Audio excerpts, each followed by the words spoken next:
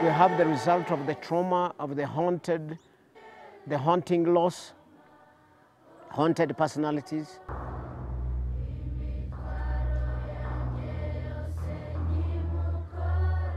The results of the genocide and the loss of the human souls is basically agony. Bishop John grew up in Rwanda and was forced out of the country as a refugee at an early age in 1961. And he lived for 35 years as a refugee in Uganda. And for the first part of those years, he actually lived in a refugee camp. And in that camp, he found a faith in Jesus and an inspiration to move forward. My calling was real, that we needed to come, I needed to be here, because that was the very time the presence of God was required here. The sound of grace, the sound of forgiveness, the sound of mercy, the sound of comfort was needed from the Lord in that time, because God was not going to bring about angels to do the work in this country. Bishop John's prayers for the impossible were about to be answered. I was running an investment banking practice for a private firm in Little Rock, Arkansas, and I was looking for something to become passionate about. Dale Dawson never expected that his search for passion would take him to one of the most destitute places on earth. And in the continuum of my journey from success to significance, what I'm finding is the next step is surrender. Is that surrendering my life to be a living sacrifice to serve another leader to build his country is maybe a greater calling than being successful or significant in my own country. Joined together, Bishop John and Dale Dawson believed they were called to somehow recreate the leadership of this war-torn nation. We have lost the cream of the nation on both sides of the community. And that's why it's crucial to recreate a new leadership of the country. A decent leadership, and with integrity, with the vision, with a strategic mind, a productive leadership to be able to rethink for a nation. You are going to be the leaders of this nation, and you need to be people who are going to be exemplary. The Sunrise School started out as a vision of Bishop John's when he first came back to Rwanda after the genocide. And there was no schools here, because all the schools had been decimated. So there was over 500,000 orphans literally living on the streets here in Rwanda in 1998. He wanted to create a school that would be a light on a hill, a school that would set a standard for academic excellence.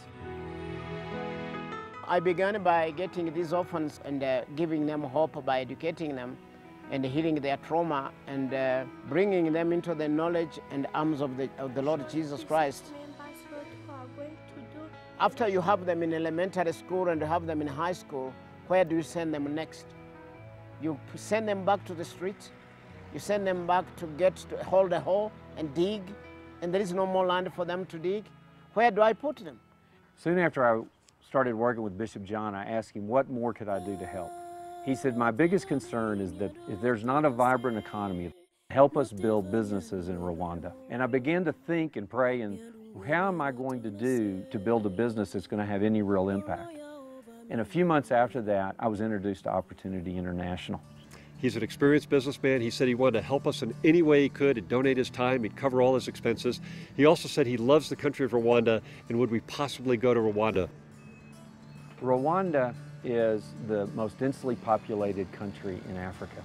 It is an absolute garden spot. It's beautiful, it's temperate, it's very fertile, but it has more people than its land can support. And when I saw the work of Opportunity, I saw that they were helping people all over the world, that the hope to build a business and support your family is not just the American dream, it's the dream of every human being on the planet. Poverty is due to lack of education. People are not set to do businesses. And then when employment depends on how many jobs are there, we don't have jobs and we have to create them. We were very poor. I had no fields, no livestock, and many problems. Clementine and her husband Andre live in Rubindi in North Rwanda. This couple rose out of abject poverty because of Bishop John's vision and the power of microfinance. But God had to perform another miracle, really, to let Opportunity International, through our pleas and through their efforts and the work to collect money and connect with the people, to have this bank opened. We thank all of the staff of Orwego Opportunity Microfinance Bank for all of your hard work to provide this great opportunity for hardworking families.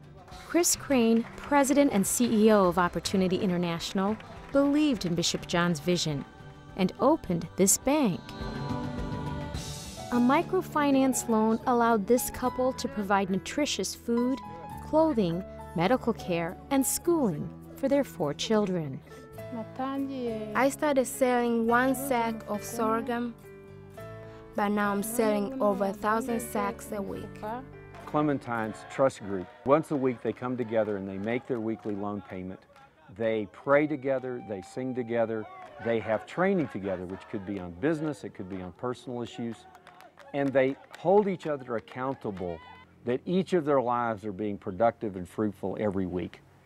The success of entrepreneurs like Clementine and Andre and the establishment of Sunrise School requires support. That's why Dale Dawson left his corporate job to begin Bridge2Rwanda, a nonprofit ministry to help create educational and economic opportunities. When I see them, when I'm with them, when I sing with them, when I pray with them, I believe it. And it inspires me to go back and tell other people in the United States, to get more people aware of what is possible, what God can really do if we trust Him, if we go out on a limb, if we put our effort into it. Miracles can happen. The children of Sunrise are the fruit of my work.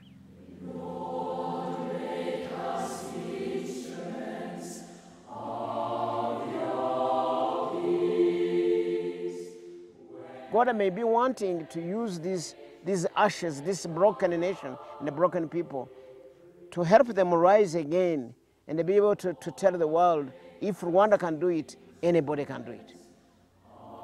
Because nobody has ever been to the bottom as much as we have. Today, it is one of the safest, least corrupt, most progressive countries in Africa. And people in Rwanda and people outside of Rwanda see Rwanda as a demonstration, as a light to the rest of Africa of what can be. Our hope is in God, and our hope is in the people who are willing to change and be revived and be reconciled, seek to build, seek to be where God intended them to be. I believe in transformation.